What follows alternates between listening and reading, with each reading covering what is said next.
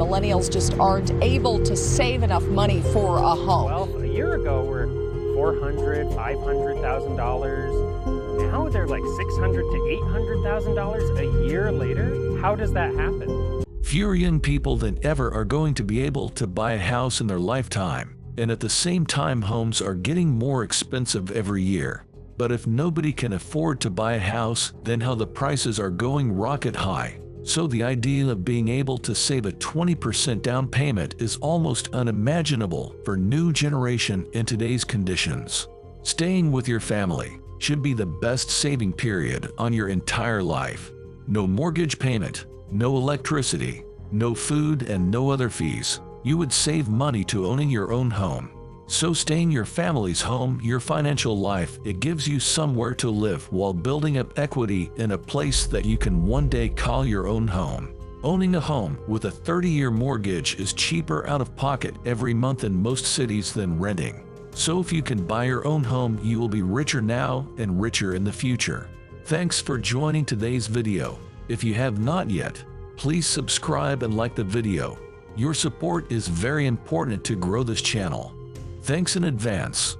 For most millennials, born between 1981 and 1996, the path to homeownership has been fraught with pitfalls and false starts. Members of the generation, the oldest of whom are 41, have built less wealth than previous generations, delayed life milestones like getting married or starting a family, and lived with their parents for longer periods of time.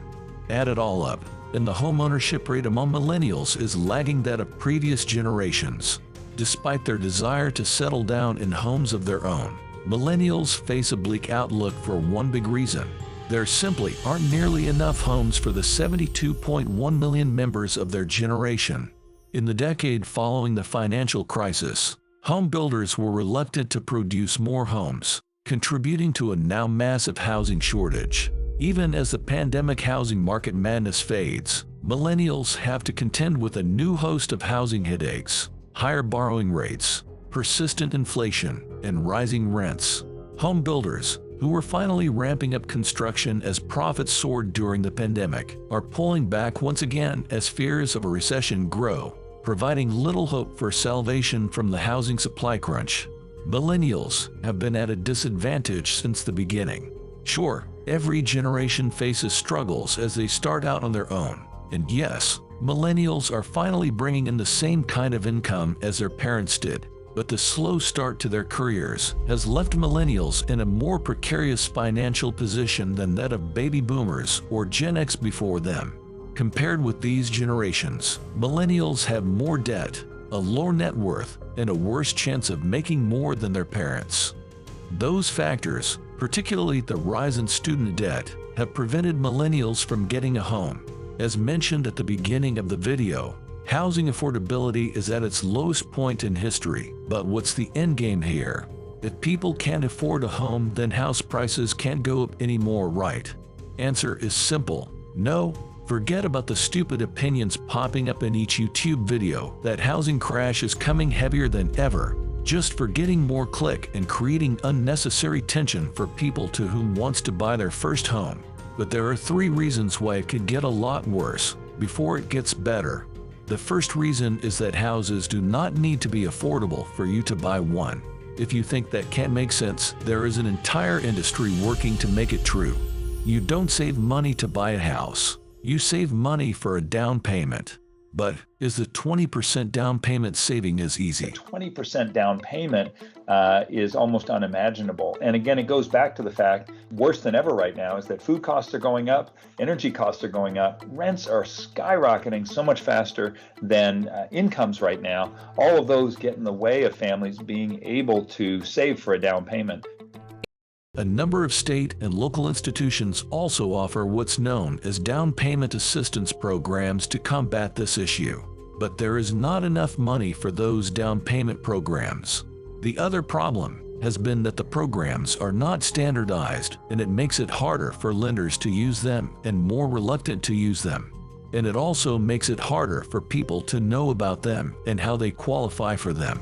One of the main reasons that home process are getting more expensive even when nobody can afford to buy them is because nobody is selling them. But we also don't have anyone putting their home on the market just because they have a 30-year fixed rate below 3%. So nobody wants to sell a home right now, and there are still plenty of people who want to move.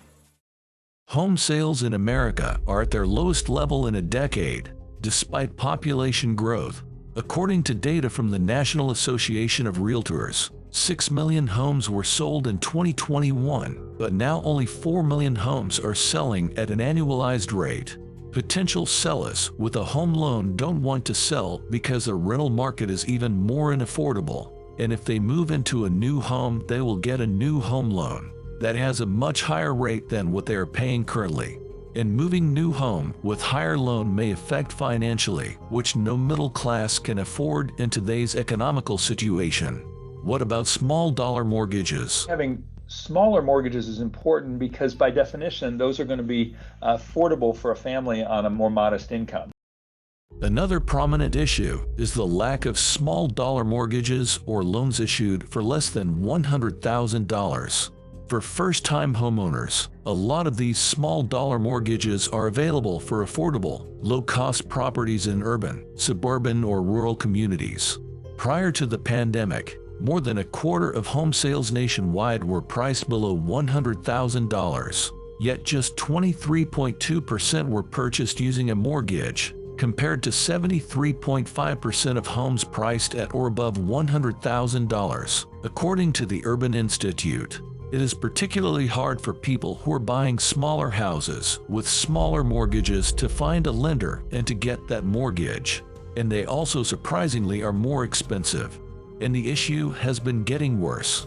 Another study found that denial rates for small dollar loans were notably higher than denial rates for larger loans. And it's not because these loans are riskier. Accompanying research found that applicants for small dollar loans had similar credit profiles to applicants for larger loans. The real reason is profit. The lack of small dollar mortgages then drives these affordable homes into the hands of retail investors looking for profit. On top of everything, it's generally become more difficult to qualify for a mortgage. The Housing Credit Availability Index, which represents the lender's tolerance for risk, has remained almost at the same level since the aftermath of the 2008 financial crisis. The easiest way to solve today's mortgage market is resolving the supply of housing. If we don't increase the supply of starter homes, first-time homes, and homes that are accessible for working families with low and moderate incomes, then it's going to be really hard to solve it just from a lending perspective.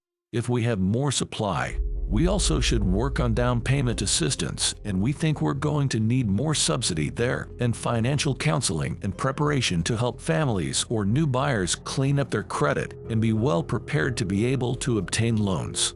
Thank you for watching today's video. If you enjoyed this video, make sure to like, comment, and subscribe to our channel for more captivating content. Stay tuned for our next exploration into the extraordinary contents.